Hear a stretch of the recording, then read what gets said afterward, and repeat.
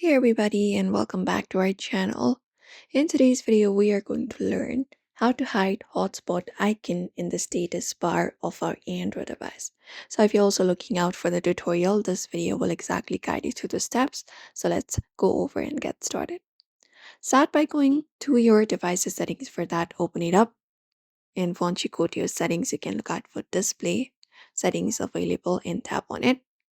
And from there, look out for advanced settings or similar kind of options, or directly look out for the option of for mobile hotspot if you find it within display settings here, or directly look out for mobile. So let's just search it instead of going ahead. So you can look out for mobile hotspot and tap on it. It should be under connections. It depends upon mobile device. So once you find mobile hotspot or hotspot icon, you can just go over and tap on it, and here you'll be finding mobile hotspot. Now if you want to go ahead and hide it, all you gotta do is basically turn this option off. So if this option is turned on like this, you can just go over and turn it off, tap on it and tap on turn off, and that should turn off the hotspot and it should disappear from the status bar immediately. If not, here you can close this up, access your quick settings panel available here, and you should be finding mobile hotspot here. Let me just turn it off for now and look out for this plus option and select it.